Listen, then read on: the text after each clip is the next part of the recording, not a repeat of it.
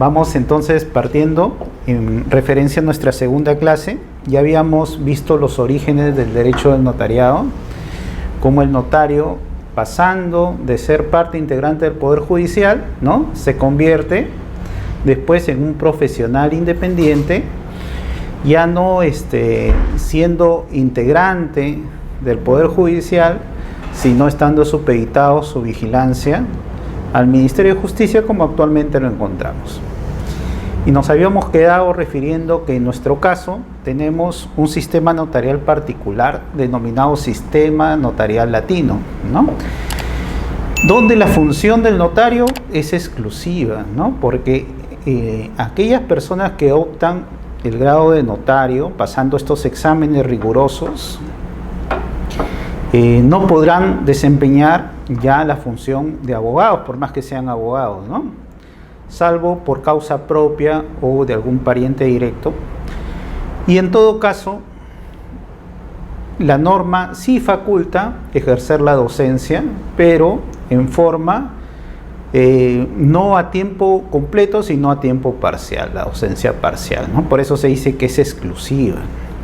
A diferencia, habíamos visto, del notario sajón, ¿no?, donde no es la función principal la del notariado, sino es una función accesoria, porque las personas ahí solicitan, en todo caso, un permiso para ejercer la función notarial como una actividad, pues, paralela o adicional a su función principal, ¿no? Habíamos visto otra característica en caso del notariado latino, que el notario tiene que ser necesariamente abogados. Tanto así que tiene que ser especialistas incluso en lo que es contratación, porque el notario básicamente la función que ejerce es formalizar, dar forma de la forma, habíamos dicho, ¿no?, a aquellos actos privados. Y lo particular es que nos encontramos donde una ley que dice al notario cómo actuar y a las partes cómo actuar y a terceros qué efectos tiene el instrumento público notarial. Por eso se dice que es parte de, si bien estamos entre contratos privados de derecho patrimonial privado, sin embargo es parte del derecho público, porque es la norma que determina el actuar del notario, el actuar de las partes y los efectos que trae el instrumento público notarial, ¿no? Otra de las características es que el notario posee un protocolo, en el caso del sistema notarial latino, porque el notario va a archivar todos los que son los originales de esos contratos privados que nosotros lo llevamos a formalizar, ¿no? Y eso otorga la seguridad que en un futuro pueda reproducirse mediante publicidad que otorga tanto el notario, y en caso que él cese, otro notario asignado, o el archivo de la nación, ¿no?, porque son instrumentos que tienen un valor agregado.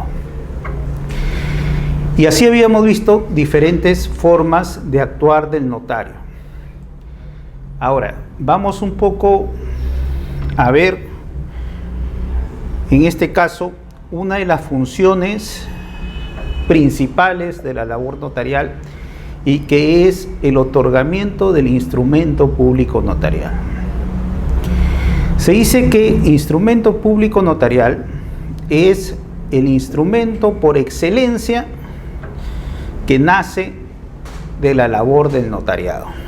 Tanto así que nosotros, si realizamos un contrato privado de compra-venta y después uno de nosotros no quiere formalizar esa transferencia, nos vamos a la vía judicial, pero el juez, incluso teniendo esta función, ¿no?, de la jurisdicción para que él pueda coaccionar, coercionar a las personas, incluso con esas facultades él no podría instrumentar, sino él lo que hace, participa como si fuera un representante, o en todo caso sustituye a la persona que no quiere instrumentar o formalizar esa transferencia, ¿no?, mediante un proceso de otorgamiento de escritura. Entonces vemos cómo el instrumento público notarial y la fe que da el notario dentro de este tipo de documento tiene una particularidad especial dado a este profesional del derecho independiente. Entonces, cuando el notario instrumenta y lo realiza por mandato de la ley, puede hacer a solicitud de parte. Ya habíamos visto el principio de rogación, ¿no?, donde nosotros vamos al notario a formalizar nuestros contratos privados, y dentro de su función y dentro de los límites de su competencia y con las formalidades de la ley, él realiza lo que se llama la formalización, dar forma de la forma a ese instrumento privado, es que éste se convierte en instrumento público y produce todos sus efectos debidos. ¿Ya? Entonces, acá estamos hablando de algo importante que ha tenido incidencia con esta ley 3313. Por ejemplo, estamos hablando de la competencia notarial. La ley 3313 limitó la competencia a efectos de un poco aminorar los riesgos de suplantación de personas, ¿no?, atribuyendo que los contratos que sean de gravámenes o los contratos de disposición entre vivos se realice en el notario dentro, se dice, del distrito notarial dentro de la provincia donde el notario esté ejerciendo su competencia. Entonces, y la gran pregunta, ¿y cuál es el distrito notarial? O sea, ¿cómo nosotros llegamos a ubicar que el notario es competente para ver esta formalización? Y los distritos notariales en el Perú están distribuidos en referencia a la competencia que ejercen los colegios de notarios. Por ejemplo, en el caso de Lima y el Callao hay una particularidad especial. El Callao tiene el Colegio de Notarios del Callao. Entonces, todos los instrumentos de contratación privada donde se dispongan bienes inmuebles ubicados en el Callao se deben ejercer ante notario del Callao. Y en el caso de Lima, sí, no interesa el distrito donde nos encontremos, pero estamos dentro del distrito de Lima. Lima también tiene una particularidad especial porque el distrito notarial de Lima a la vez es toda la provincia de Lima.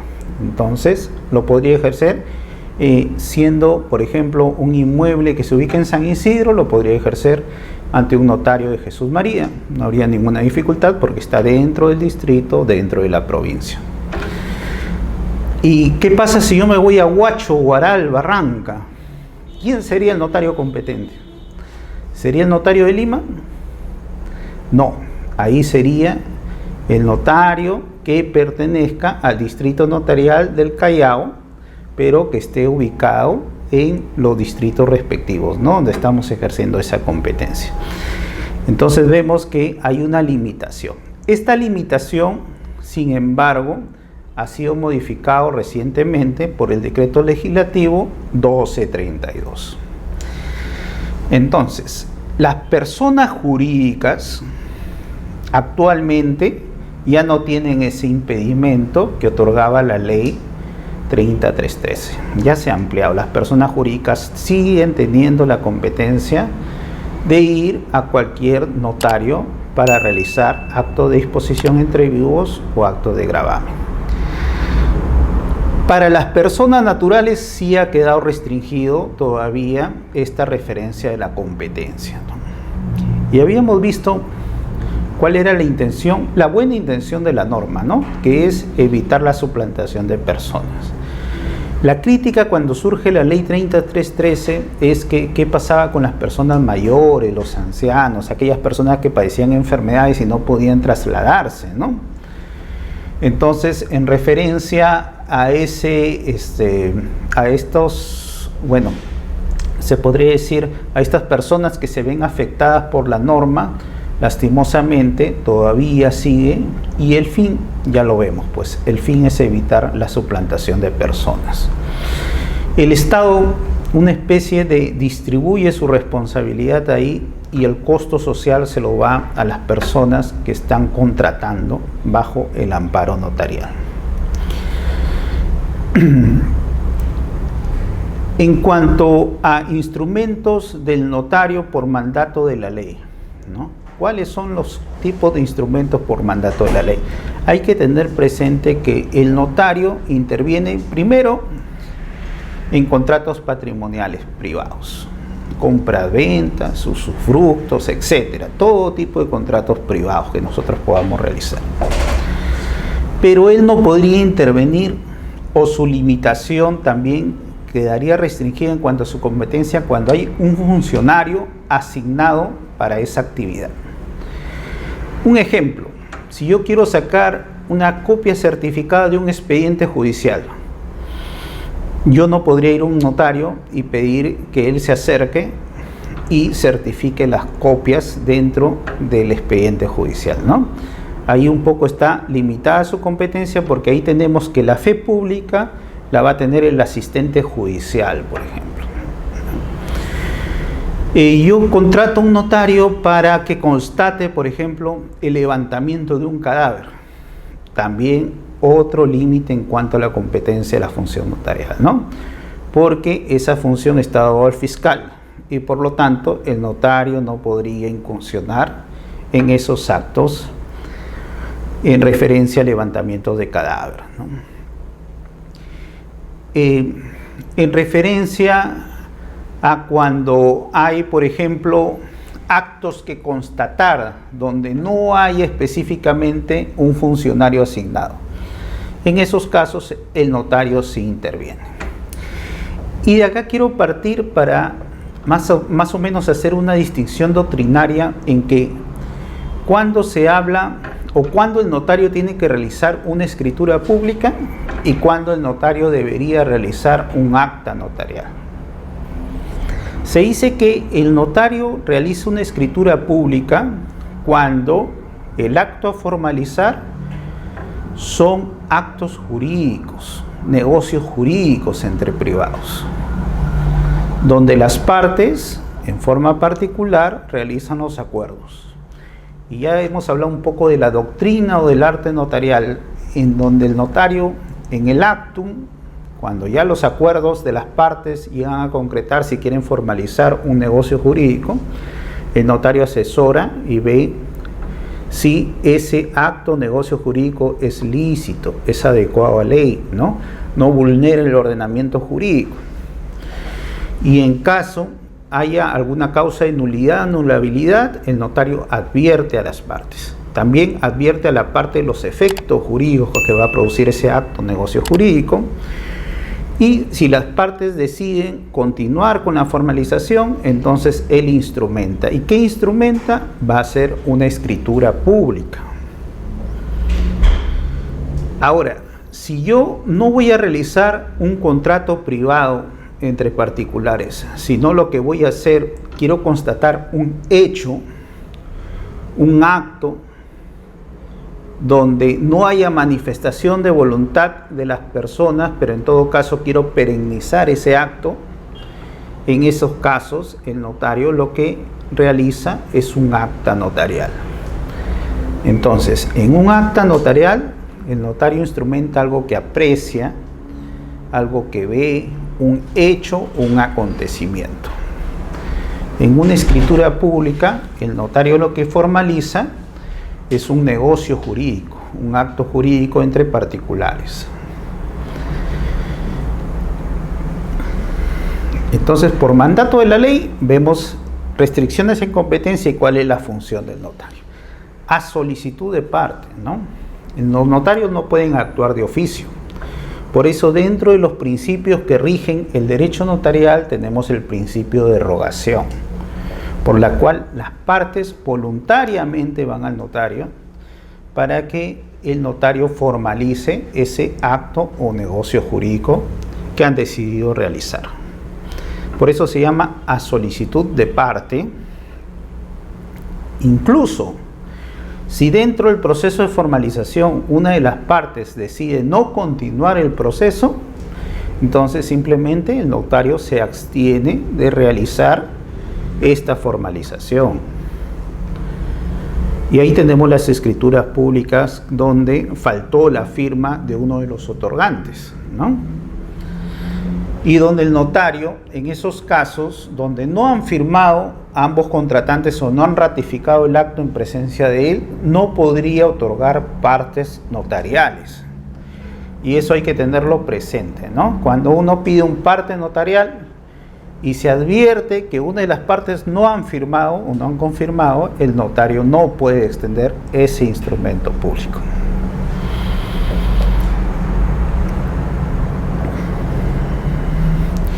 Y las formalidades de la ley ya están contempladas y lo vamos a ver en referencia a cómo esta ley del notariado le dice al notario cómo actuar en los instrumentos. ¿Qué importancia producen estos instrumentos públicos? El valor jurídico que tiene el instrumento, ¿no? Si bien en la vía judicial tenemos la apreciación razonada por la cual un juez puede valorar un documento, ¿no? Por ejemplo, una foto más que un escrito, o en todo caso un escrito a puño y letra, que quizá más que un instrumento público, pero siempre el instrumento público emitido por el notario goza de fe pública, ¿no? Esa creencia que nos imponen en determinar que lo que el notario expresó en ese instrumento es correcto y verdadero. Entonces, en base a estos efectos que produce el instrumento público notarial, lo que cabe cuando vamos a un proceso judicial es demostrar que el notario ha incursionado en una declaración falsa y debemos cargar a nuestro pesar la prueba de que el juez pueda determinar que en verdad el notario lo que instrumentó no era en base a la realidad. Si no probamos eso, el favor es en beneficio del instrumento público por la fe pública notarial que éste produce, ¿no? Los efectos jurídicos. Nosotros entre privados tenemos que reconocer la veracidad de lo que el notario instrumentó, ¿no? Ahora, en referencia, por ejemplo, a dentro de una escritura pública, ¿qué gozaría de fe pública? Gozaría de fe pública, primero, la fecha que se extiende ese instrumento público. Segundo, la concurrencia o verificación que él ha hecho de las partes que están interviniendo en ese instrumento público, ¿no? Y en su caso, haber detectado, determinado que estas personas provienen por libre voluntad sin ser coaccionadas. La comprensión que él haga, el notario tiene que ser un poco psicólogo, determinando que las personas en verdad estén expresando aquello que interiormente desean, ¿no? Y él no interpretar personalmente un acto diferente a lo que las partes quieran realizar. Todo esto está lleno de fe pública, pero en cuanto a las manifestaciones que hacen las partes en referencia, por ejemplo, al estado civil, ahí sí, como es algo manifiesto y no es comprobado, el notario en este caso simplemente determina que la persona ha manifestado que su estado civil es soltero, pero puede ser, o casado, pero puede ser que no sea así. Eso sí, no estaría incurso en la fe pública, pero en todo caso las personas estarían determinando quizá ahí una declaración falsa en su actuar, ¿no? La seguridad jurídica. Y hemos dicho que los notarios ofrecen seguridad en referencia a aquello que instrumenta. Y la característica de este sistema notarial latino es la seguridad jurídica que brindan los instrumentos públicos, ¿no? Cosa que no lo tiene el notario anglosajón. Y ya hemos visto cómo el notario bajo el sistema anglosajón, al no brindar seguridad jurídica, las partes tienen que atribuirse el gasto de tener que contratar seguros en la eventualidad que surjan obstáculos de nulidad y anulabilidad de aquellos contratos entre privados. Sin embargo, en el sistema notarial latino, el Estado sí roga esa responsabilidad y lo traslada al notario como un funcionario investido de una función pública. Por eso se dice que el notario no es funcionario público, sino es aquel que ejerce una función pública que es diferente, porque el notario no pertenece al aparato estatal. Y la fe que produce respecto a la realización del acto jurídico en cuanto estos hayan sido instrumentados. Importancia del instrumento público. Dentro de nuestra ley del notariado determina instrumentos públicos notariales. Y recordemos un poco la clase pasada que hacíamos una diferencia entre documento e instrumento, ¿no? Decíamos que documento puede ser, por ejemplo, una representación gráfica, una representación artística, por ejemplo, un huaco que representa un hecho, ¿no? Instrumento, sin embargo, es aquello que se escribe, y es la característica de la función pública notarial, que lo que el notario realiza es escribir aquello que ve, perennizándolo en cuanto a la fe pública de lo que él ha comprobado por sus sentidos, ¿no? Entonces, el instrumento es aquello que es necesariamente por escrito. Ahora, se habla de instrumentos públicos en forma general para efectos de determinar un poco la fe pública del notario. Pero no necesariamente todo documento donde interviene el notario se convierte en instrumento público. Y es necesario hacer una diferenciación. Por ejemplo, si yo realizo un contrato privado con alguien y llegamos a un acuerdo y no queremos realizar una escritura pública, simplemente queremos legalizar nuestras firmas para identificar que hemos sido nosotros los que hemos legalizado, ahí la función pública y notarial solo va a atribuirse en referencia a haber identificado a las personas y haber otorgado fecha cierta a ese documento. Pero el documento privado sigue siendo un documento privado, donde el notario no lo ha redactado, no ha intervenido. Por eso es que el notario no puede ser responsable del contenido del documento privado, ¿no? Diferente es en una escritura pública, donde el notario incorpora el negocio jurídico a su protocolo notarial y previamente él lo revisa y de ahí lo instrumenta incorporando a su protocolo notarial, ¿no?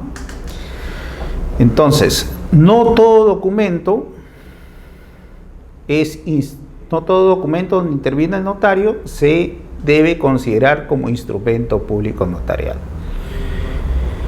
Un documento privado con firmas legalizadas no sería un instrumento público notarial, ¿no? El hecho que el notario haya legalizado la firma no convierte ese documento privado en instrumento público notarial. Entonces, un poco, como le digo, estos instrumentos públicos es por la fe pública. Hay instrumentos no protocolares e instrumentos extraprotocolares. Y esto depende o está clasificado en referencia a la ley del notariado, aquello que el notario conserva en su protocolo los originales, se llaman instrumentos públicos protocolares.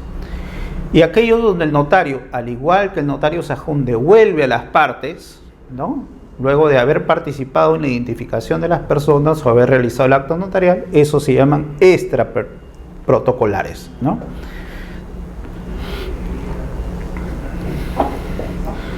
Por ejemplo, acá, son instrumentos públicos protocolares, por excelencia sería la escritura pública. De todas maneras, toda escritura pública es un instrumento público protocolar. También podrían darse la incorporación de actas por disposición judicial de la ley o a requerimiento de las personas cuando deseamos perennizar ese acto dentro del protocolo del notario, ¿no? La característica es que los originales el notario se los va a quedar. O sea, todas las minutas que nosotros realizamos, minutas viene por si acaso de borradores, ese es el significado que se da, ¿no? Donde lo redacta un abogado y el abogado firma, que para el caso peruano habíamos visto que es una especie de particularidad o excepción a la función que debe cumplir un notario latino, ¿no? Porque un notario latino en otros países, él mismo realiza la instrumentación o la redacción de las cláusulas y del contrato. En el caso peruano sí hay una particularidad. Primero participa un abogado, ¿no? Y ese abogado firma o realiza la minuta y el notario solo incorpora su protocolo. Y los extraprotocolares, como hemos dicho, pueden ser las actas, donde no necesariamente la ley determina su protocolización, certificaciones, y como le digo, en las actas se refieren actos, hechos y circunstancias, diferente que en las escrituras, que son negocios jurídicos, ¿no? Donde el notario presencia y constate en mérito a su función aquel hecho acontecido. Por ejemplo, en un sorteo donde es invitado un notario, ¿no? En esos casos el notario presencia cómo se ha efectuado el sorteo y él en todo caso valida que todo esté correcto. En ese caso, por ejemplo, en un sorteo, él lo que tendría que realizar sería un acta notarial, ¿no? En el caso de una compra-venta, ¿qué tendría que realizar? Una escritura pública notarial. En el caso de una hipoteca, una escritura pública notarial. Igual, una donación, ¿no? Un anticipo de legítima. Todos esos negocios jurídicos son escrituras públicas. Todos esos hechos, como podría ser un sorteo, la verificación de una reunión de una asamblea general, ahí serían actas protocolares, ¿no? A ver, tipos de registros o instrumentos protocolares. Básicamente, los registros los tenemos clasificados, depende de las características del instrumento. El primero sería el registro de escrituras públicas. ¿Qué iría en este registro? Las escrituras públicas, como podrían ser transferencias de bienes inmuebles, constitución de personas jurídicas, poderes, etcétera, ¿no? Todos los que son actos o negocios jurídicos. Las protocolizaciones, es decir, aquellos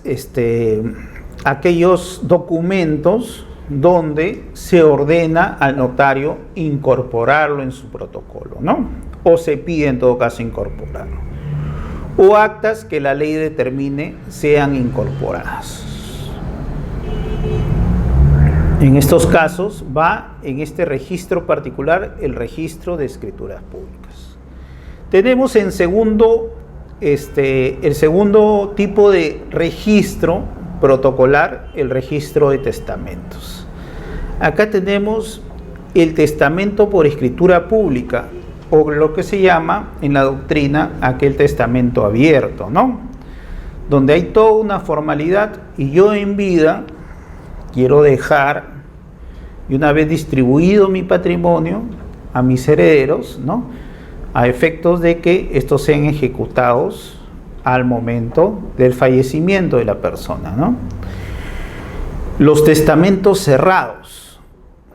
¿Qué son los testamentos cerrados? Bueno, hemos dicho escrituras públicas, testamentos abiertos, ¿no? Ahora viene la particularidad, testamentos cerrados, que son aquellos testamentos donde yo lo he redactado, solo yo conozco el contenido, pero lo que entrego al notario es un sobre cerrado dentro del cual está mi última voluntad, ¿no? Para que esto sea reconocido posteriormente.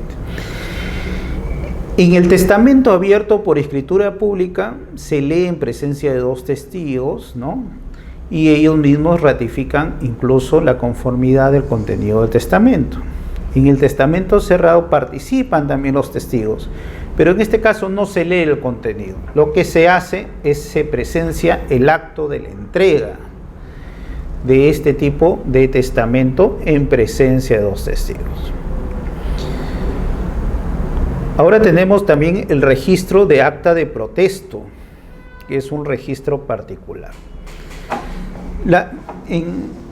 En cuanto, por ejemplo, un testamento hológrafo, acá vemos que los testamentos hológrafos no están contenidos dentro de los instrumentos protocolares, que es otro tipo de testamento particular, ¿no? El testamento hológrafo sería aquel que yo he redactado a puño y letra y lo conservo en mi casa, simplemente. Ni siquiera nadie ha presenciado la entrega a un notario, ni siquiera nadie conoce el contenido, ¿no? La particularidad de estos testamentos hológrafos es que tienen que ser protocolizados. Y de ahí viene un poco lo que es paradójico, ¿no? ¿En qué registro guardaría un testamento hológrafo protocolizado, por ejemplo? ¿En qué registro notarial? Yo como notario, ¿en qué registro guardaría ese instrumento protocolizado? Donde el juez me dice, protocoliza este documento.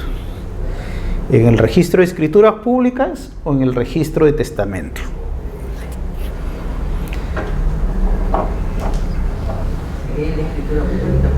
El de escrituras públicas.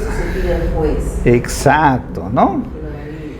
Y es un poco contradictorio, ¿no? Porque tenemos un gabinete denominado registro de testamentos, sin embargo, los testamentos protocolizados tendrían que ir en el registro de escrituras públicas, donde se guardan las protocolizaciones de actos. Eso es la particularidad de la norma, ¿no? En los registros de actas de protesto, dados pues aquellos títulos valores donde la persona no realiza el pago o refiere y haber cancelado o desconoce la deuda, ¿no? En estos casos el notario participa como una especie de determinar que esa persona si va a pagar o no pagó, y con eso se protocoliza, ¿no? Salvo que el título valor pues tenga la característica de no necesitar protesto, en todo caso este instrumento de todas maneras da efectos de la fe del notario del no pago, o en todo caso del no reconocimiento de la deuda por parte del acreedor, a favor del acreedor por parte del deudor. Registro de actas de transferencia de bienes muebles, también es otro tipo de registro que surge con la particularidad que cuando se incorpora el registro de propiedad vehicular, que estaba antes a cargo del Ministerio de Transportes y Comunicaciones, siendo un registro administrativo, ¿no? Simplemente se pedía una formalidad que era el documento privado de transferencias con firmas legalizadas. Un poco que en la incorporación de estos tipos de documentos ya al registro de propiedad vehicular, que ahora está a cargo de la SUNAR, se llegó más o menos un poco a determinar si los notarios en verdad habían formalizado estos instrumentos, y se llegó pues con una gran sorpresa, ¿no?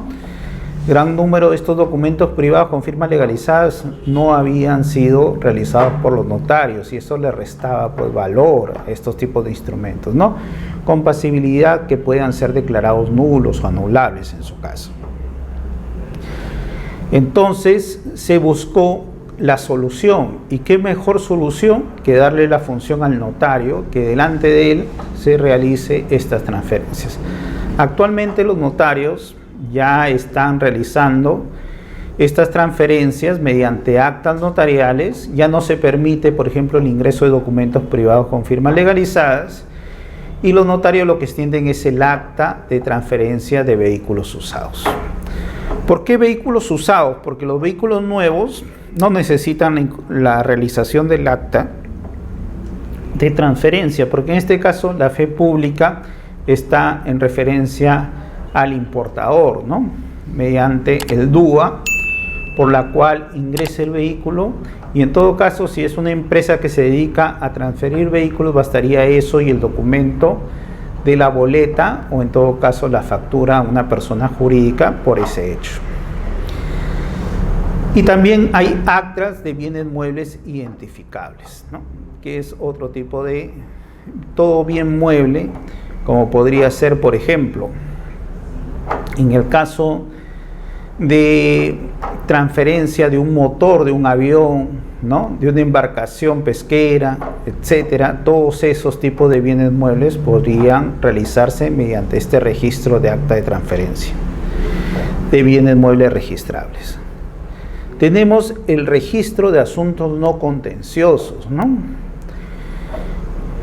El año 96, ¿no? Por la ley 26662 se atribuye una función agregada al notario, y es la función de ver aquellos actos donde en verdad no hay conflictos de intereses entre las personas, ¿no? No hay peleas por determinar quién tiene el mejor derecho, sino lo que hay son incertidumbres jurídicas.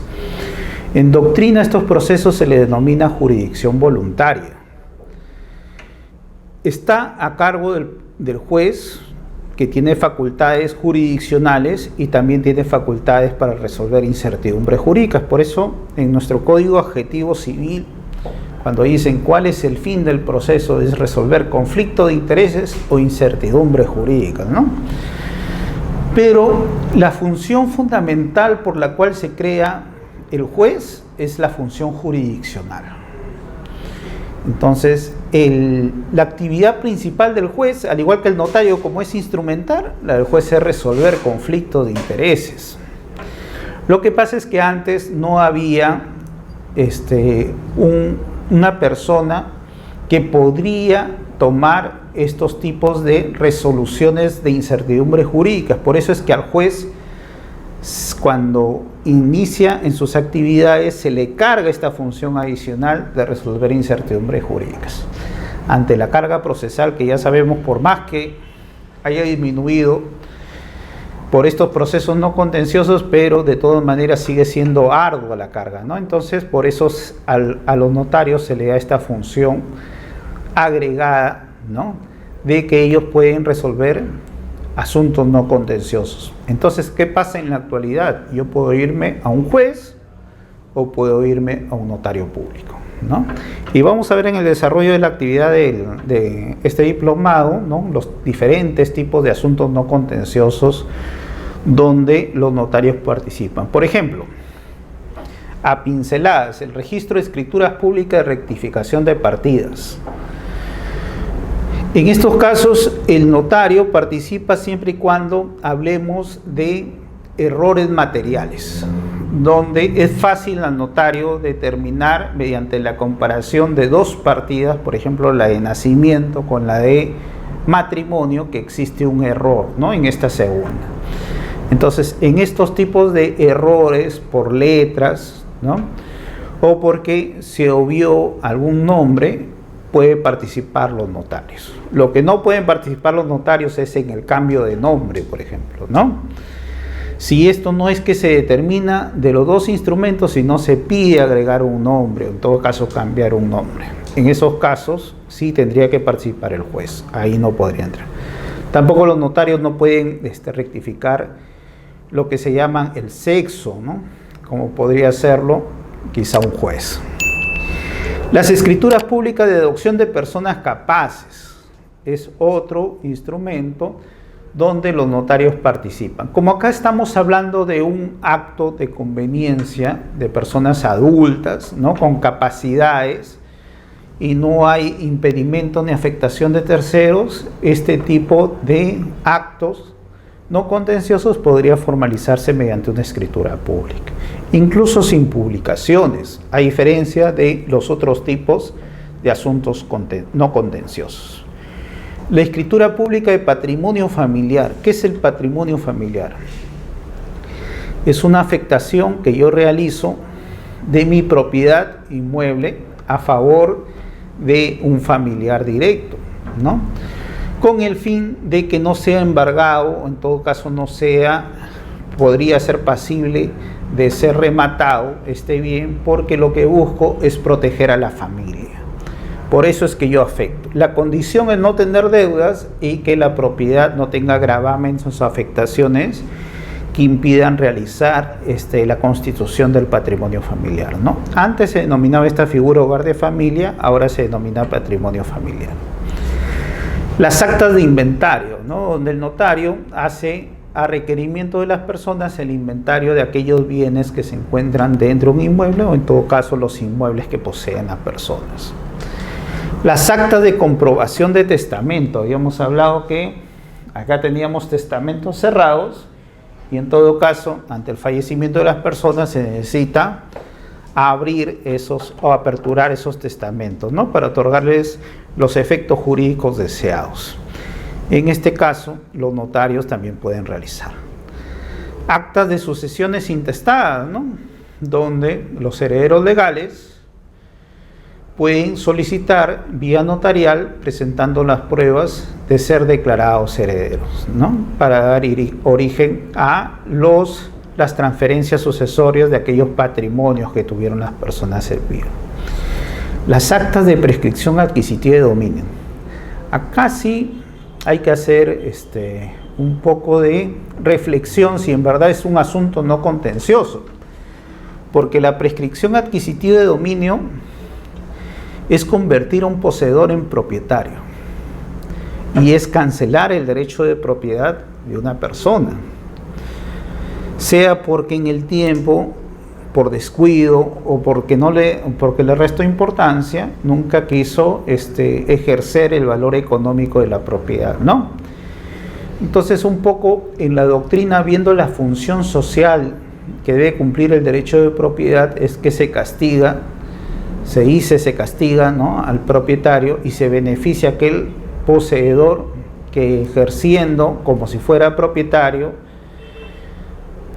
todos los atributos de la propiedad, pues por la posesión ha llegado a convertirse en propietario.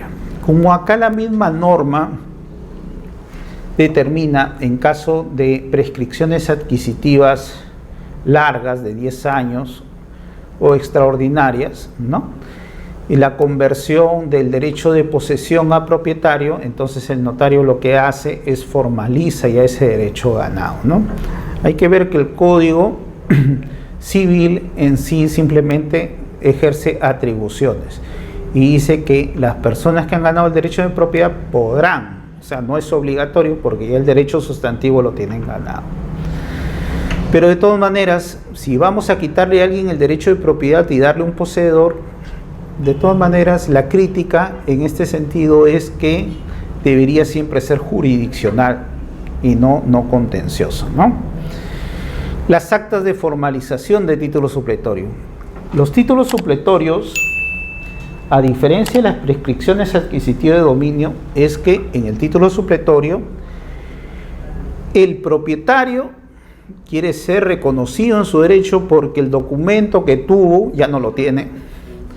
No le es válido para demostrar ese derecho de propiedad, ¿no? A diferencia de la prescripción adquisitiva de dominio, donde es el poseedor que se convierte en propietario, ¿no? Acá es el mismo propietario que necesita un documento público que determine su derecho de propiedad. Y tenemos el registro notarial de garantías mobiliarias y otras afectaciones de bienes muebles, ¿no? Donde ya por normativa especial de esta ley de garantías se derogan todos los tipos de prendas que estaban referidas en los diversos dispositivos legales de bienes muebles, y ahora ya tenemos un registro de garantías mobiliarias, ¿no?, donde yo puedo afectar bienes muebles registrados o no registrados. Si son bienes muebles registrados, tenemos que se deben inscribirse en los registros jurídicos, por ejemplo, el registro de propiedad vehicular, el registro de embarcaciones pesqueras, el registro de naves y aeronaves, bienes muebles registrados. Y si son bienes muebles no registrados, se registran en el registro de garantías mobiliarias, ¿no? En este caso yo quiero afectar, por ejemplo, todas las carpetas de este salón, ¿no? Sabemos que no existe un registro donde estas carpetas estén inscritas, pero en todo caso el acto causal es el contrato que yo firmo dando en garantía aquellos bienes muebles que yo poseo, incluso que yo voy a poseer en el futuro, porque también se puede afectar bienes muebles que todavía no existen en la realidad. Y los instrumentos extraprotocolares, que ya hemos dicho que la norma dice instrumentos públicos, pero no necesariamente hay que entender que se convirtieron en instrumentos públicos, ¿no?, sino que gozan de fe pública, pero en todo caso el notario no conserva los originales, como podrían ser las actas por naturaleza, porque en las actas el notario levanta un instrumento de aquello que ve, aquello que aprecia, y no necesariamente con la finalidad de incorporarlo en su protocolo, sino para entregarle a la persona que lo pidió y él con eso demuestre por la fe pública que ha sucedido ese hecho, ¿no? Estas actas pueden ser de diferentes tipos y ya vamos a ver los diferentes tipos que podrían darse. Otro tipo de instrumentos extraprotocolares tenemos, por ejemplo, la entrega de las cartas notariales, ¿no? Labor arriesgada por parte del notariado, más que todo por parte de los dependientes de la notaría, ¿no? Porque a veces los lugares que hay que hacer entrega de estas cartas notariales es un peligro constante para aquella persona que lo viabiliza, ¿no? Y los notarios, en base incluso a la peligrosidad, pueden simplemente hacer referencia de eso y que no se pudo entregar por esa causa, ¿no? La expedición de copias certificadas. Actualmente, por ejemplo, cuando uno entrega una copia certificada de un libro de actas, con el decreto legislativo 1232, ya se obliga, igual que las escrituras públicas, la presentación sea cautiva. ¿Qué significa esto? Que a registros públicos debe presentarlo el notario o su dependiente. También por acuerdo de las partes puede presentarlo un tercero, conforme la séptima disposición complementaria y final de la ley de notariado. Pero en ese caso, el notario tendrá que cargar en el módulo del notariado, que es un sistema especial creado por registros públicos, el nombre y el DNI de la persona que va a realizar esa presentación en registros públicos. ¿Qué se busca? Se busca la seguridad jurídica, ¿no? Para que no haya instrumentos públicos falsos. Entonces ya saben, ya no solo escrituras públicas, ya no solo actas de transferencia de bienes muebles, ahora incluso copias certificadas de libro de actas, de juntas directivas, de asociaciones, ¿no? Donde se lleve a cabo acuerdos, tienen que ser presentados en forma cautiva. La legalización de firmas, básicamente es la función allegada a los notarios sajones, pero que han sido incorporados o que es parte de la función del notario latino, ¿no? Donde él solo se limita a otorgar fecha cierta e identificar a las partes, mas no se responsabiliza del contenido del instrumento público porque no ha sido redactado por él. La legalización de las reproducciones, que son las copias legalizadas que nosotros realizamos en el día a día cuando queremos dar fe que es idéntico al original, una reproducción de esto. La legalización de apertura de libros.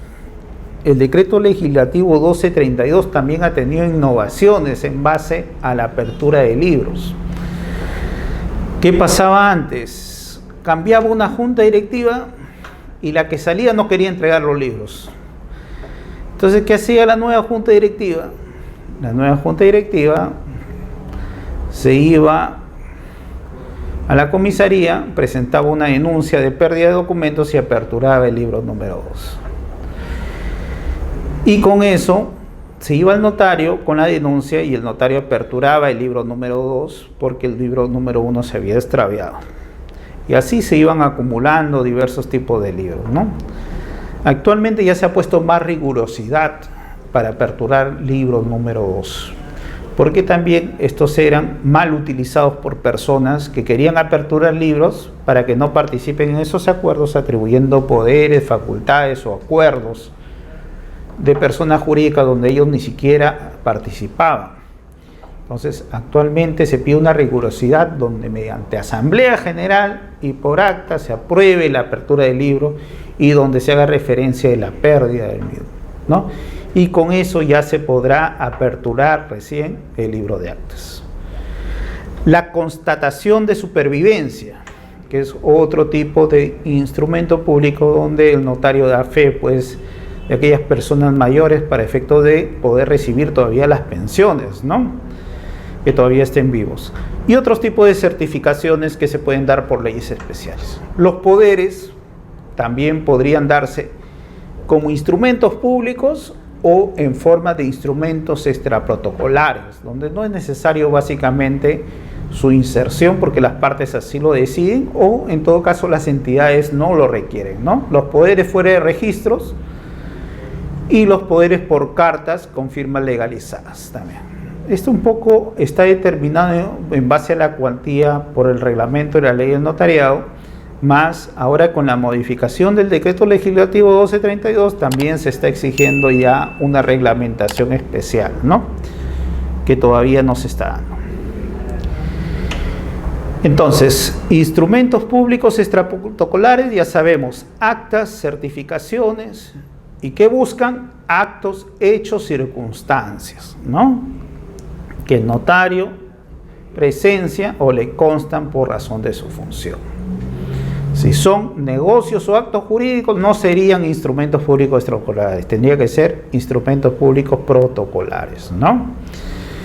Los extraprotocolares son autorizados por notarios, pueden ser dentro o fuera del protocolo, no interesa porque uno puede pedir incluso su incorporación al protocolo de las actas donde no necesariamente la ley exige su protocolización.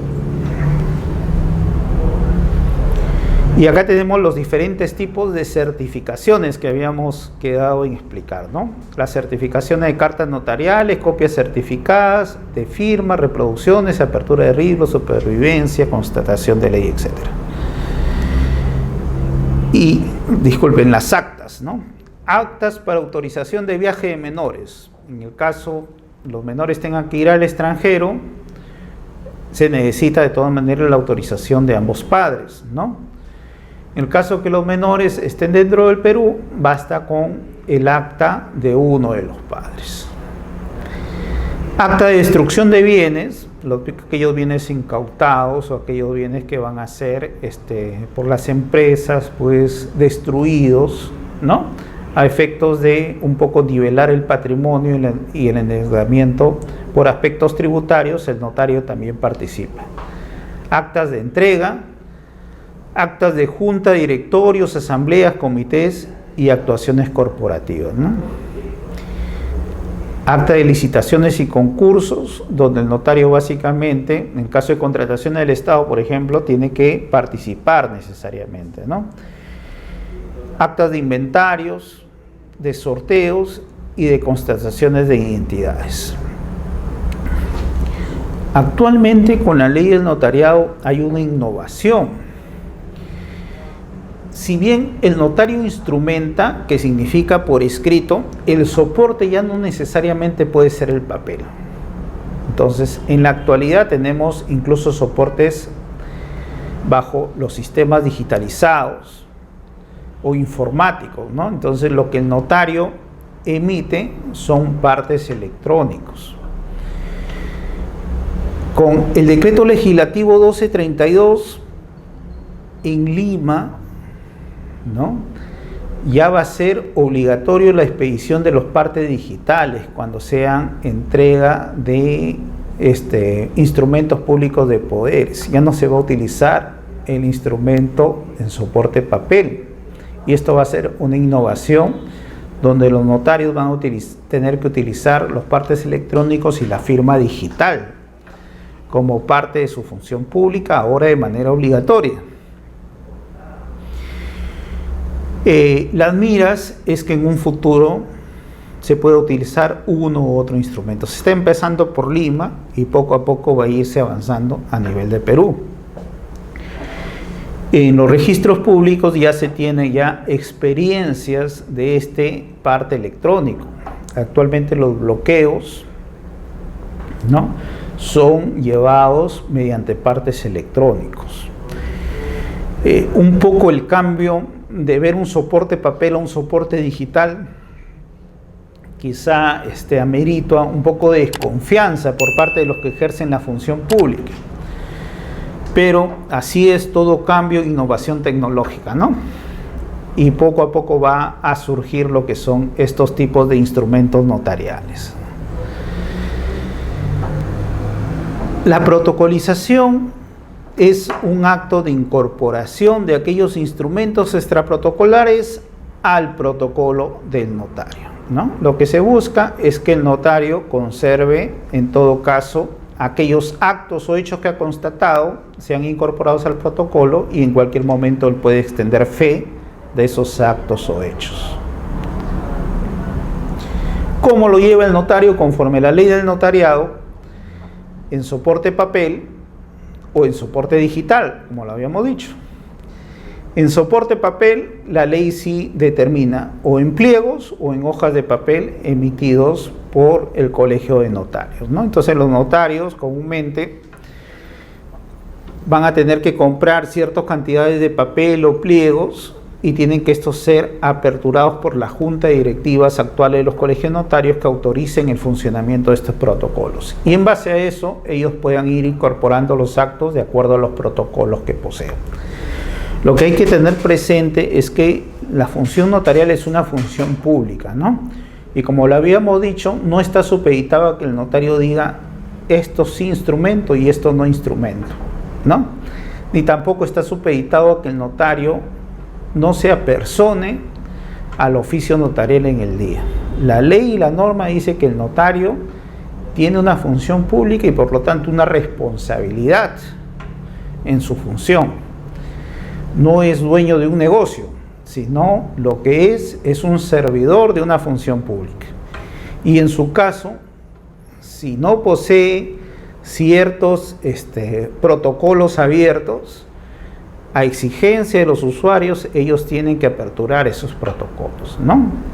Si es que él decide no instrumentar un acto o dándole forma y otorgándole fe pública notarial, tiene que explicar cuáles son sus fundamentos por los cuales él no va a instrumentar.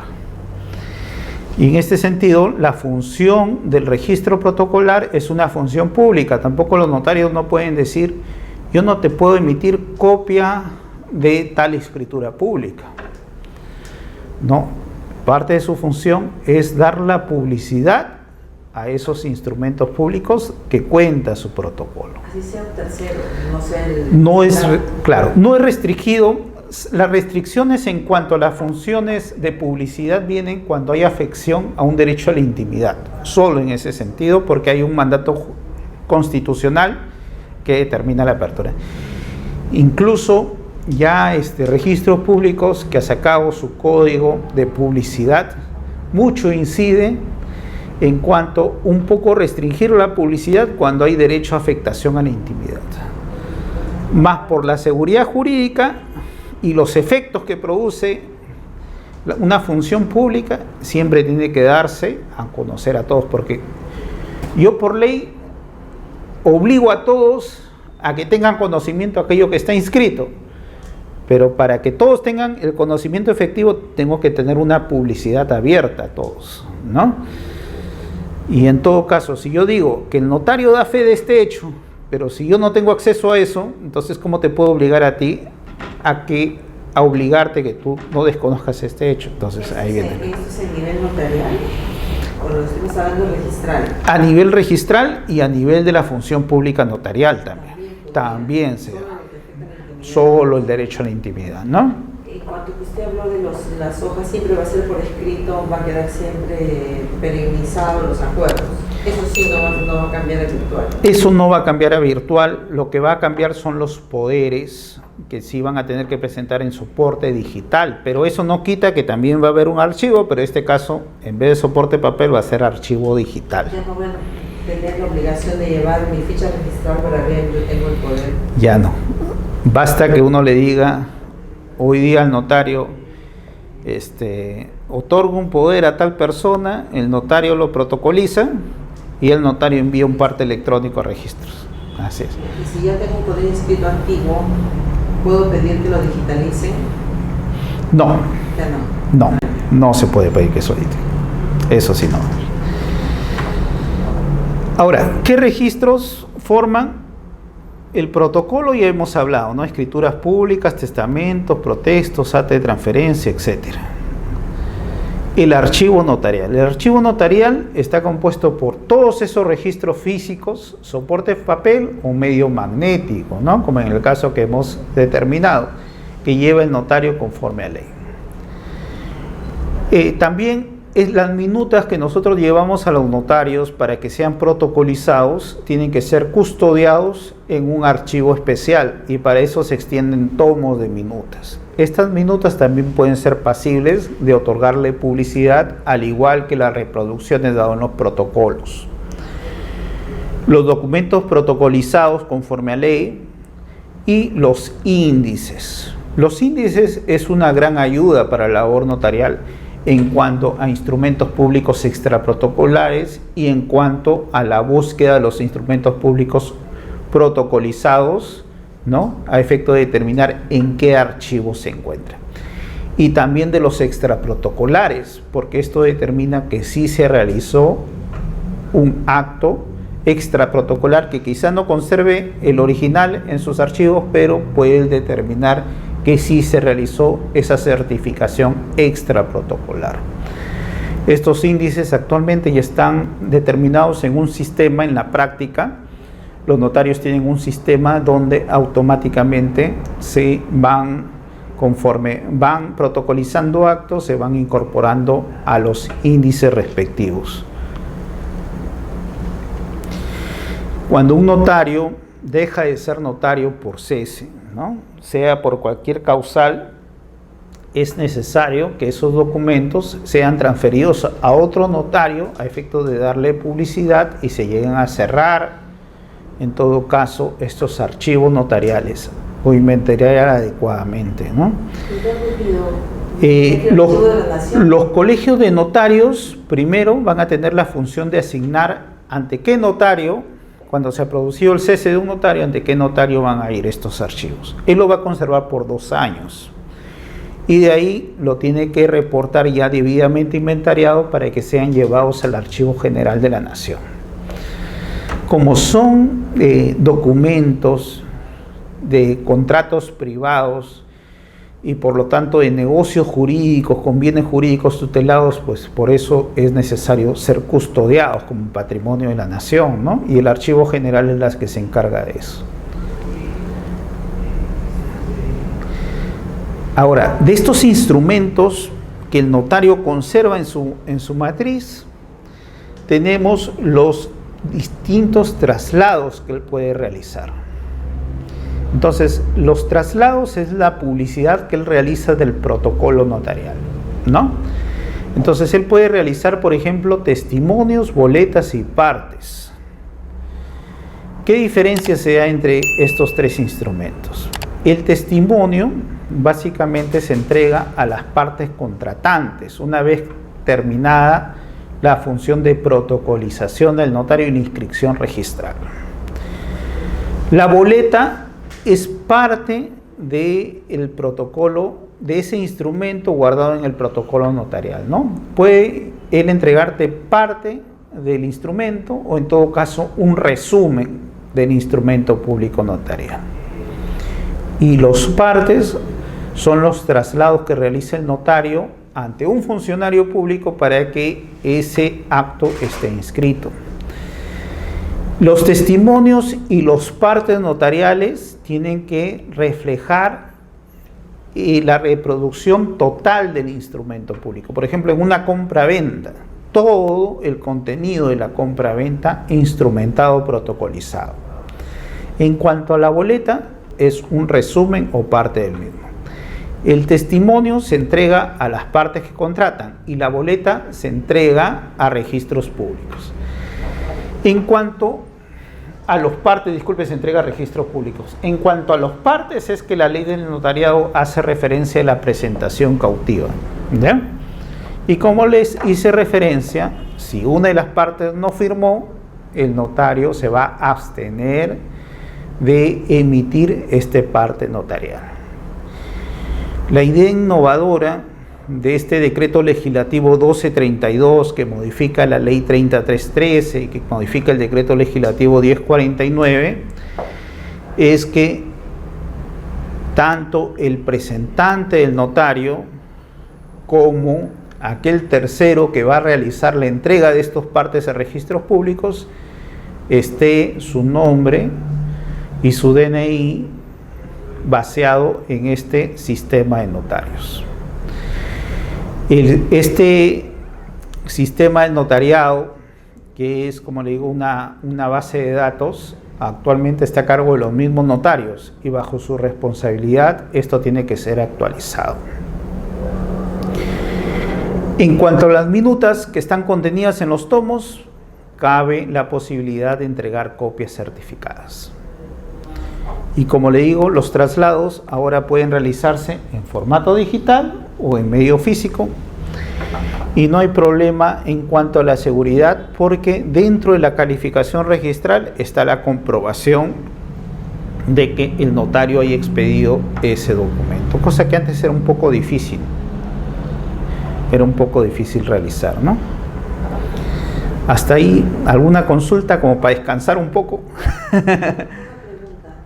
Yo leí en el caso del testamento hológrafo, que fue a registro público, muere la causante y los herederos se enteran de que esta causante, como es una tía sin hijos, nombre heredera a uno de ellos, a un sobrino. Entonces el hermano del sobrino va inmediatamente pide sucesión intestada. En notarialmente le inscribe el registro. Bueno, notaría pasa al registro, ¿no?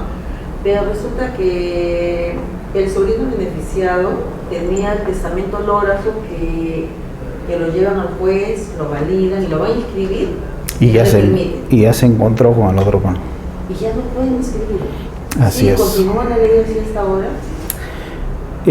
Por eso es que cuando uno realiza un trámite judicial o notarial, uno debe pedir anotaciones preventivas para cautelar ese derecho, básicamente. Por ejemplo, si yo llevo mi testamento hológrafo, ¿puedo ir a la notaría para que haga una anotación preventiva? No. Si es testamento hológrafo, tiene que ir a la vía judicial, claro, a interponer la demanda. Entonces, al juez le tiene que solicitar una medida cautelar, sí, para que eso se inscriba. Sí. Y los otros fueron rapiditos pidiendo notarialmente. Lo que pasa es que lo que pasa es que hay principios que rigen, al igual que hemos visto los principios del derecho notarial, hay principios que rigen el derecho registral. Y dentro de ellos tenemos el principio de prioridad. Hay dos vertientes del principio de prioridad. El principio de prioridad preferente, que es este caso que pasó. Entonces, ingresan dos instrumentos públicos de dos sucesiones diferentes. Entonces, en base al principio de prioridad preferente, tiene que ser calificado el que ingresó primero y el otro tiene que estar a la espera del resultado de esa calificación. Pero no puede inscribir para poder hacer efectiva la sucesión de la casa que están heredando, porque mientras existe esta petición en notaría y luego lo van a inscribir sucesión intestada, que pueden hacerlo también. Ya, ahora voy a explicar. Y vamos a ver el caso notarial. Y el principio de prioridad es excluyente. Si esto ya se inscribió, ya excluye, como en este caso ha pasado, al otro trámite. Entonces, yo cuando me voy a un proceso judicial, lo que puedo pedir es una medida cautelar. Claro. Entonces, en base a la premura de la medida cautelar, el juez puede acogerlo, ¿no? Y con eso dar publicidad a ese proceso que se está llevando a cabo. Ahora, si alguien en la vía judicial se opone a mi demanda, el juez va a empezar a resolver los derechos o los conflictos que se presentan dentro del proceso, favoreciendo a uno u otro. Diferentes en la vía notarial. En la vía notarial estamos hablando de que el notario, por ejemplo, en el caso de sucesiones, lleva el proceso no contencioso de sucesión intestada.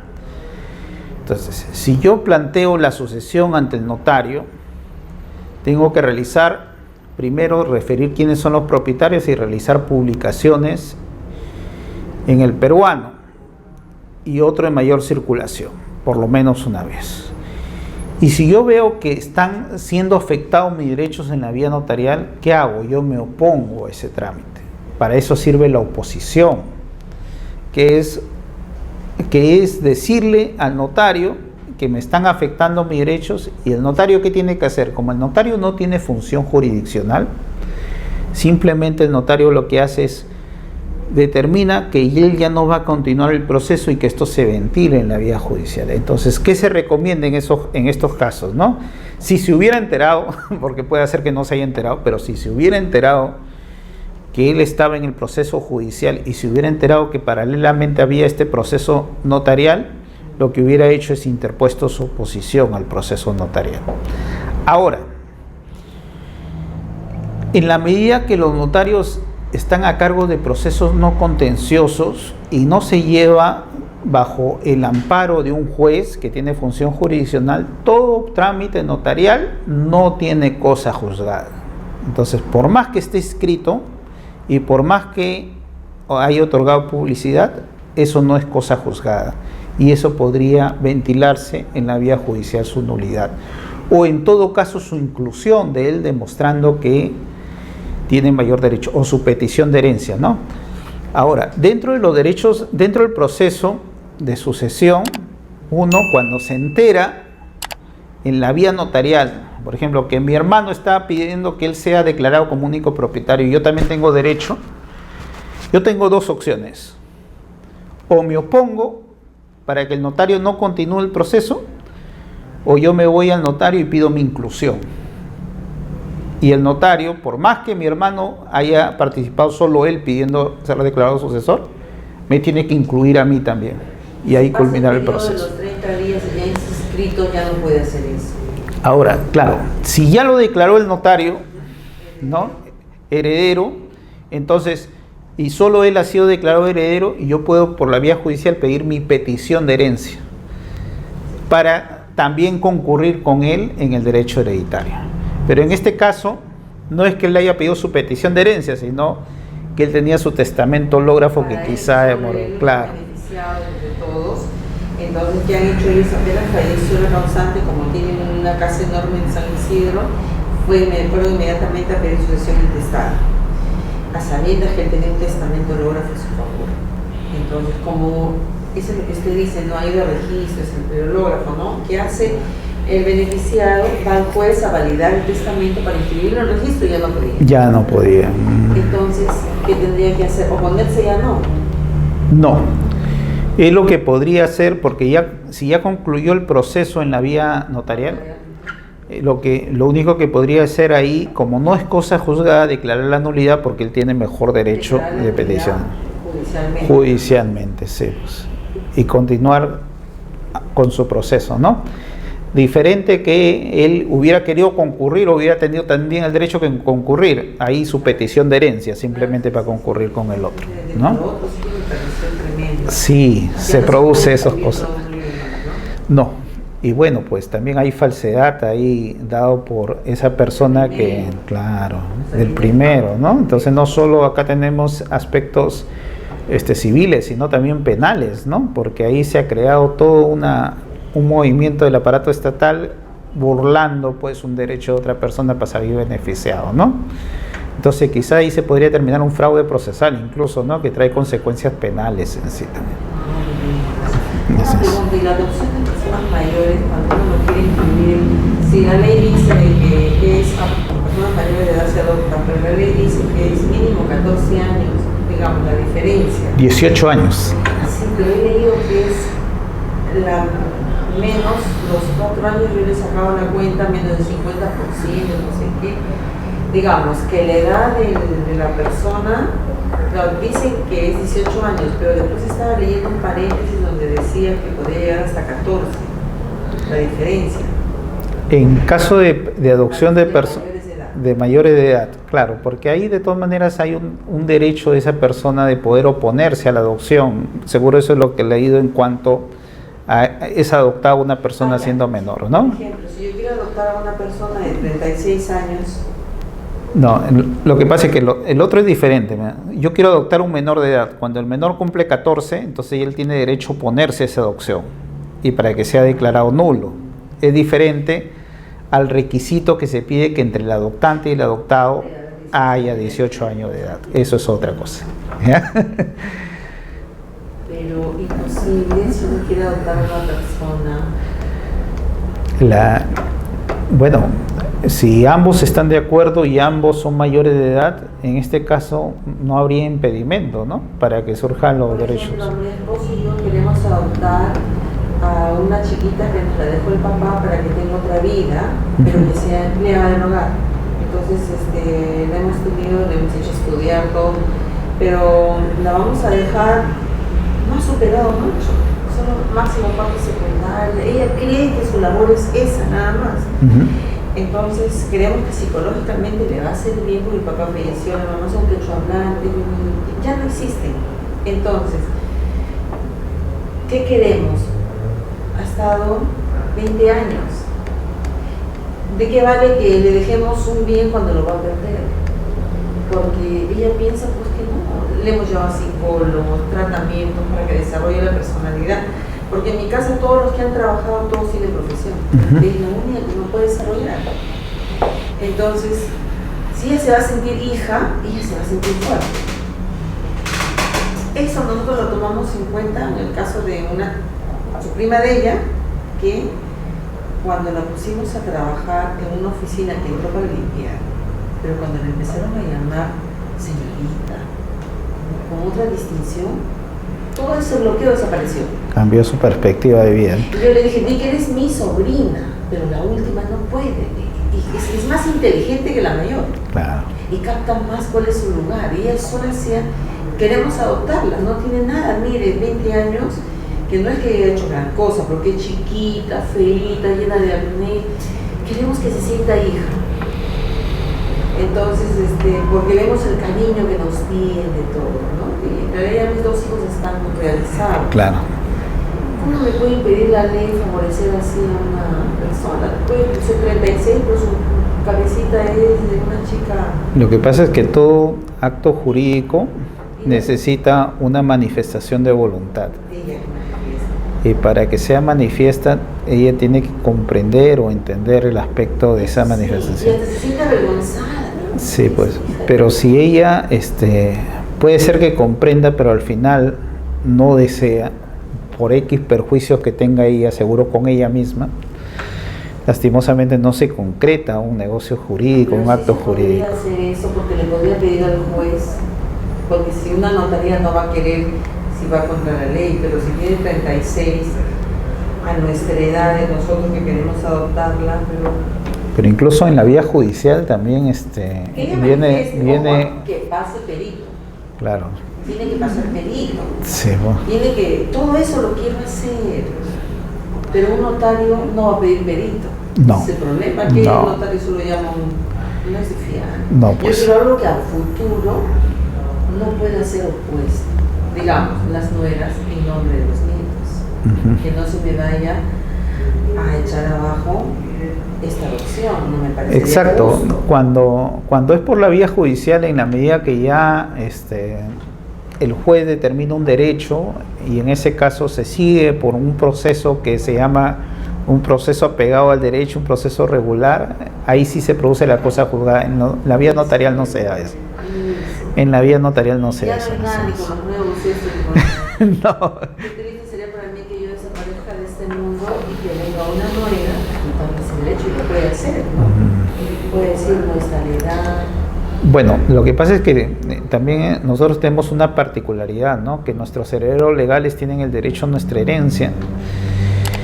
Y en todo caso nosotros podemos disponer solo de 1/3 de libre disposición. Y en ese sentido es que podemos beneficiar a alguien que no sea familiar. Pero más que eso, quiero que se sienta hija. Yo sé que ella va a salir, Claro. va a salir adelante, yo sé que ella...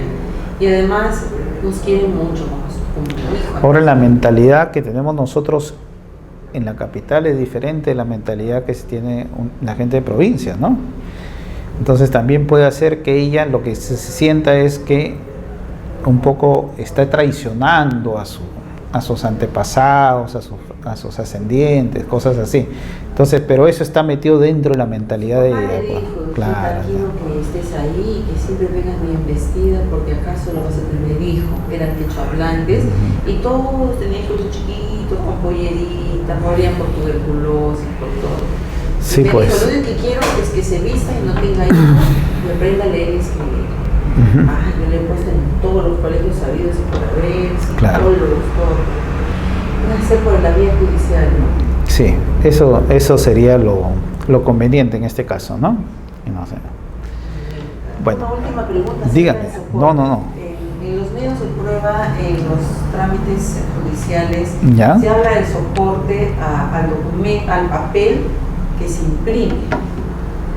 Soporte papel. Sí, soporte papel. Ahora, ¿qué pasaría si todo va a ser digitalizado?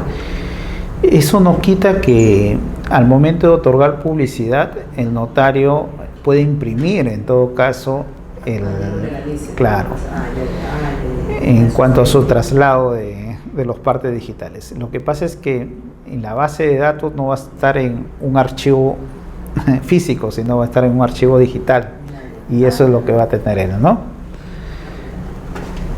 Igual como registros públicos, por ejemplo, ya cuando las partidas registrales todos están en soporte digital, pero cuando se otorga publicidad se hace por medio impreso, ¿no?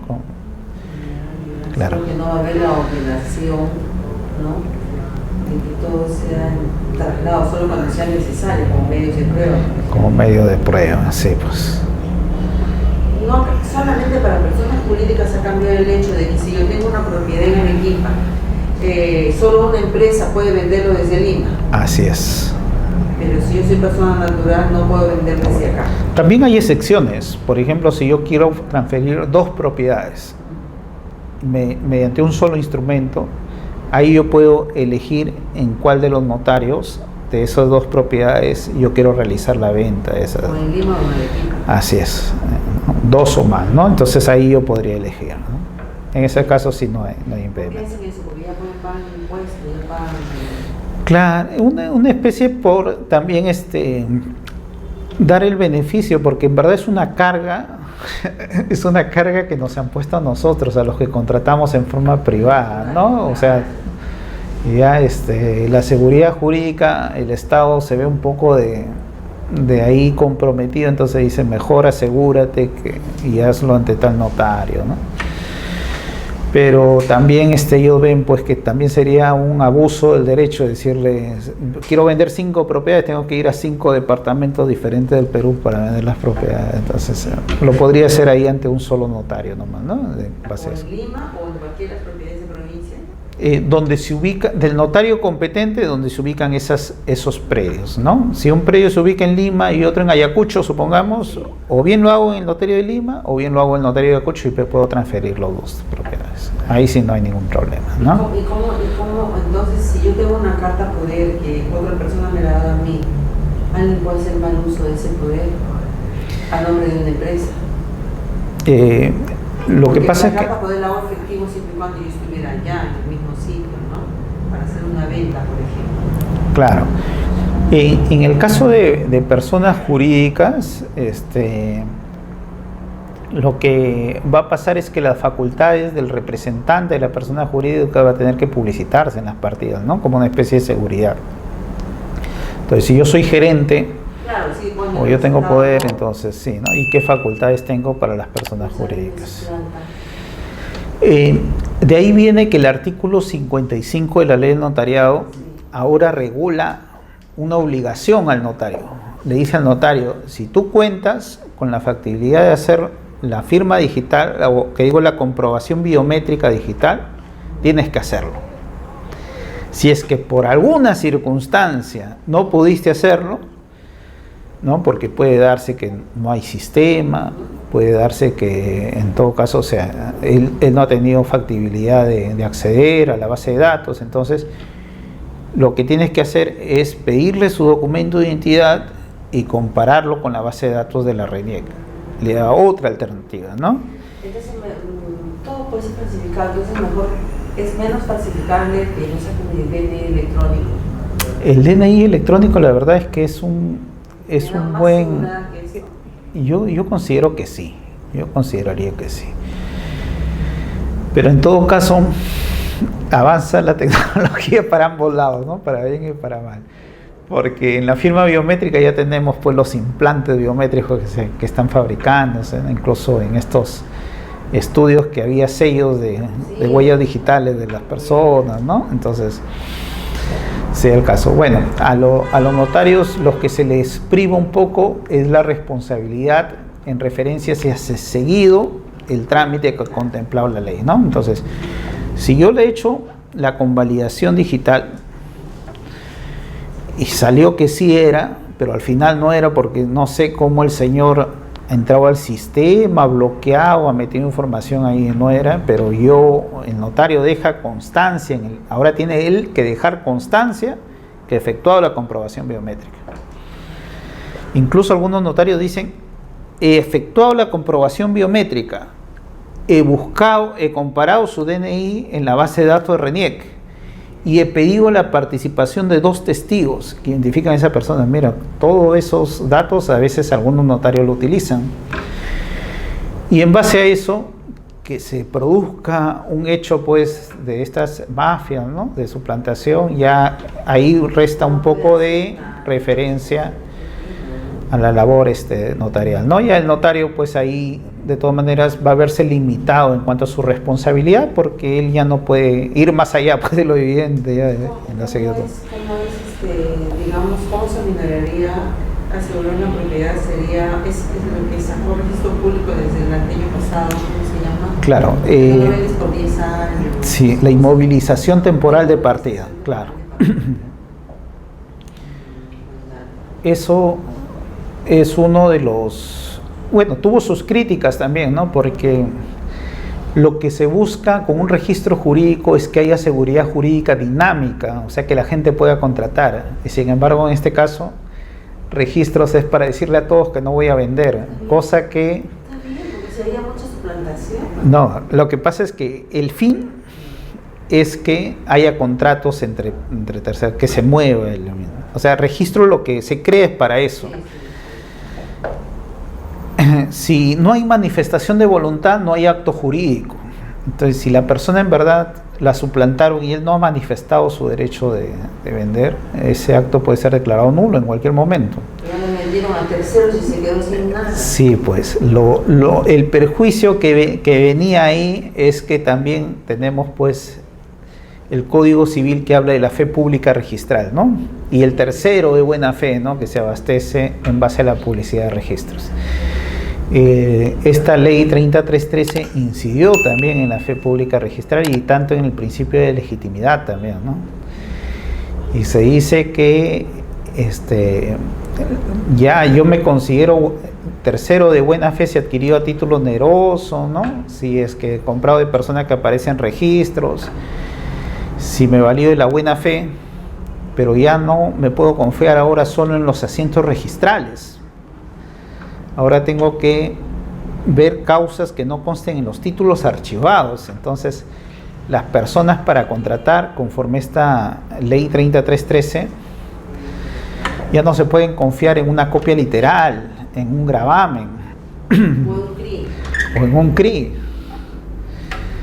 porque incluso puede hacer que no sea adecuado con la publicidad de la partida registral o con el título archivado. Ahora lo que tienen que hacer es contratar abogados especialistas en temas de civiles y que vean que no haya causa de nulidad o anulabilidad dentro del título archivado para después no determinar mi buena fe. Y no solo del contrato que yo adquirí el bien, ¿no? Sino de los anteriores también. Entonces como que un poco esta fe pública lo convierte en insegura. Bueno, es una crítica, ¿no? Pero en la realidad vemos que si el fin que busca la norma en verdad es que las personas tengan cuidado, o sea, advertirle a las personas tengan cuidado, mejor léete el título archivado, que si bien la publicidad que brindan las partidas registrales te da legitimación, pero de todas maneras léete el título archivado, mejor para las personas, pues, ¿no? Para que uno en verdad vaya y tome. ¿Qué podría encontrar la persona en el título archivado que pudiera decir yo no compro esto? Por ejemplo, que no se haya puesto, que sea un usufructo y no una compra-venta, imagínate. o que haya habido una doble venta y simplemente se ha puesto al primero. ¿Y cómo ha podido vender si solo tenía derecho de usufructo? Ha habido dentro de la publicidad que puede brindar registros públicos, es pasible de determinar errores o inexactitudes, ¿no? Se dicen que hay errores materiales cuando un registrador copió o en todo caso inscribió en una partida errónea, por ejemplo, una transferencia de propiedad, un error material. Y si pasó eso y el que compró se vale de eso y lo vende, entonces eso ya gozaba de fe pública, gozaba de legitimación y la persona compró, ¿no? Ahora hay errores de concepto y justo es en la mala interpretación del negocio jurídico, del acto jurídico, ¿no? Era un usufructo y él puso compra-venta. Si un propietario de un bien que decide no vender su propiedad por determinados años y legaliza su decisión, sin embargo, al mismo tiempo decide dar un adelanto de herencia a su hijo o hija, al darle la propiedad, ¿aún prevalece la decisión que tomó el propietario? En ese caso, hay ciertos pasos que se exigen a nivel registral. Dentro de ellos es comunicar a esa persona, primero ver la autenticidad ante el notario público y comunicar a esa persona, y como acto previo que levante ese bloqueo y se inscribe la transferencia, pero con su conformidad a esa persona. Sí. Pero si ahí se determina que él en verdad transfirió y después bloqueó para bloquear esa transferencia, entonces ahí sí se le va a comunicar, pero a la vez se le va a entablar un proceso judicial, un proceso penal, porque había una declaración falsa, que él decía que era su propiedad, pero sabiendo que ya lo había vendido, para perjudicar a esa persona que compró. Porque también se ha puesto la norma en ese supuesto, ¿no? No solo en el supuesto de protegerme como propietario, sino... Exacto. Le vendo mi propiedad a una persona y al día siguiente voy y bloqueo la partida para que no ingrese esa compra-venta.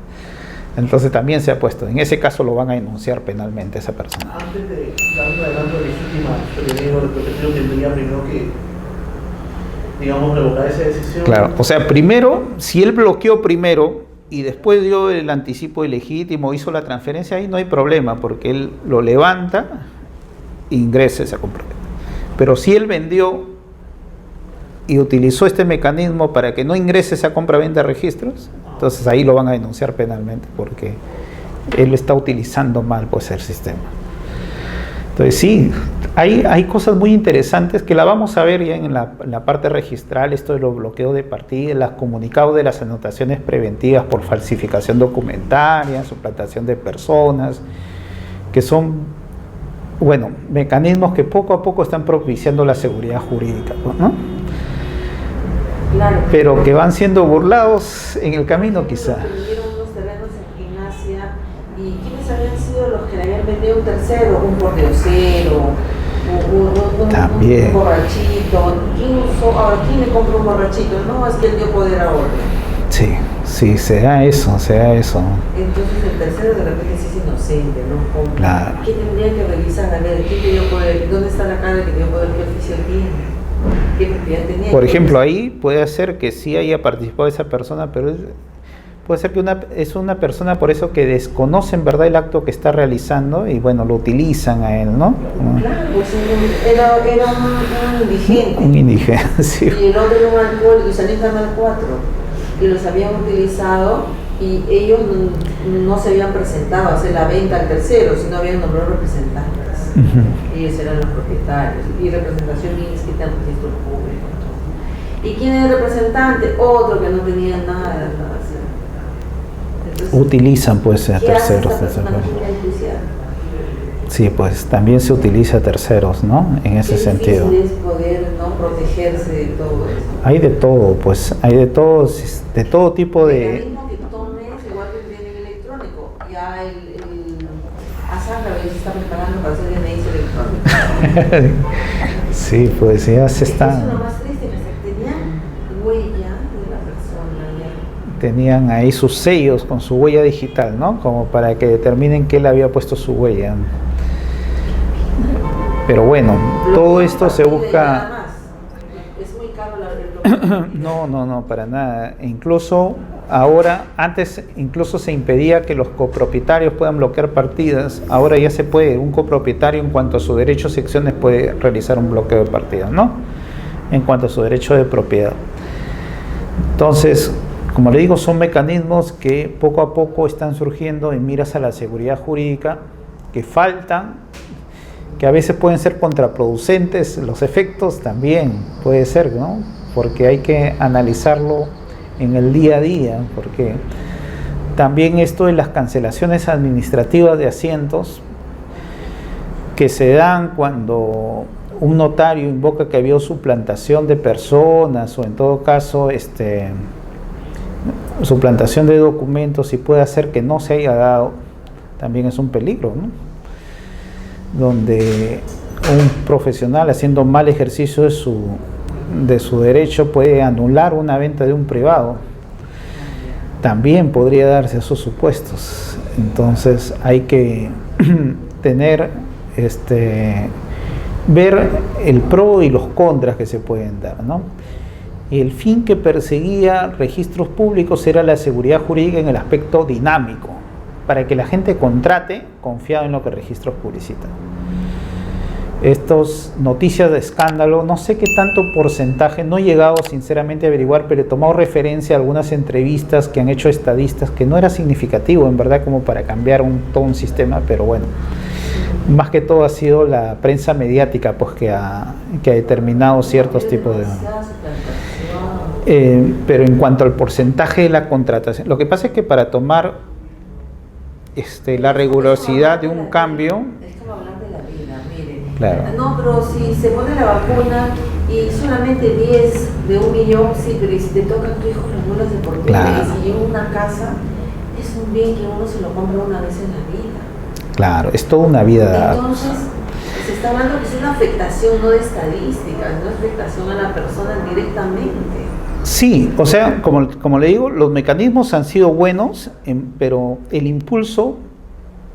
Hay que ver los cuadros estadísticos en cuanto si en verdad estamos protegiendo o desprotegiendo la contratación. Entonces, si en verdad estamos protegiendo la seguridad jurídica o quizá diciendo que no hay seguridad jurídica. Pero los hechos mandan que la seguridad. Claro. Al final, entonces, tenemos que optar por un sistema de seguros. Que sale caro, ¿no? O tenemos que ver otros tipos de mecanismos, ¿no? Bueno, se da, pues, hay una tendencia, por ejemplo, del derecho que se llama análisis económico del derecho, donde hay que ver desde el punto de vista no solo legal, sino desde el punto de vista social, ¿no? Cómo esto afecta en verdad a la sociedad, si es para bien o si es para mal. Se verá y seguro se van a poner algunos cambios. Pero bueno, la cosa es prevenir, pues que está bien, ¿no? Porque las instituciones que dan seguridad jurídica tienen que estar en constante evaluación del desempeño de los que ejercen esa función. Entonces los colegios de notarios ahorita empiezan a evaluar a los notarios, tienen que controlar la función del notario, ¿no? Por parte del Ministerio de Justicia, Indecopi. Entonces ya tenemos por ahí otros mecanismos donde uno también puede ver la función notarial, ¿no? Aquí en el Perú es la ocasión, acá no te puedes confiar de nadie, la ocasión. Bueno, se ha dado escándalos a nivel de América Latina en base a la función notarial, ¿no? Y la función registral. Y otros países han sido más radicales todavía porque varios de los notarios de otros países de América Latina están ahorita purgando penas. Simplemente porque se puso mano dura pues en cuanto a esa función, ¿no? No vamos a decir que son así, solamente no han tenido, no han previsto. No han previsto. Los empleos hacen todo. Hay otros, claro, el fraude inmobiliario, por ejemplo, en España es visto de manera diferente, ¿no? Allá también no es por suplantación de personas o de documentos, sino es porque muchas veces compañías que se basan en la publicidad registral engañan a las personas y después fugan con el dinero y se dan fraudes inmobiliarios en ese sentido, ¿no? Entonces, claro que nosotros lo vemos desde el punto de vista simplista, ¿no? Cuando falsificaron un documento, cuando suplantaron a una persona, porque es el común de nosotros que conocemos que puede pasar. Pero las empresas que también te venden departamentos y el terreno no es de ellos. Exacto. ¿No? Compra-venta de bienes futuros, esas compra-ventas en maqueta que están propiciándose, ¿no? Hay que tener la seguridad que sean empresas serias, pues que en verdad puedan abastecer.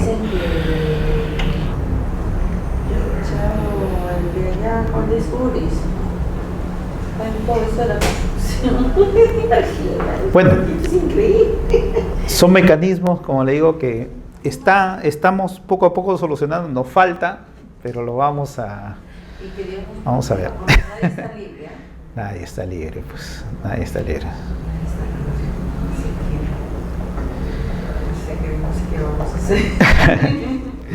Bueno, vamos a continuar entonces un poco de nuestro tema, que ya creo que nos pasamos la hora, pero bueno. El registro de escrituras públicas, que es básicamente el registro donde se realizan aquellos actos o negocios jurídicos. Como le dije, de todas maneras es un instrumento público protocolar, y en este caso, sí, el notario por excelencia es el que extiende este tipo de instrumentos, ¿no? En cuanto a la redacción, el notario tiene que ser ordenado conforme la ley lo faculta, ¿no? La introducción, el cuerpo y la conclusión. Y ya en la próxima clase vamos a explicar detalladamente pues cada uno de estos pasos, que va a quedar pendiente por si acaso. Le podemos dar una lectura conforme al material que tienen y va a quedar pendiente la explicación en este importantísimo instrumento que es parte de la función notarial, ¿ya? Entonces, en cuanto al procedimiento, y el notario, como le digo, evalúa el documento en el actum y luego instrumenta en el dictum, que es necesario que nosotros conozcamos. Por el momento, muchas gracias y hasta la próxima clase. Pues, nada.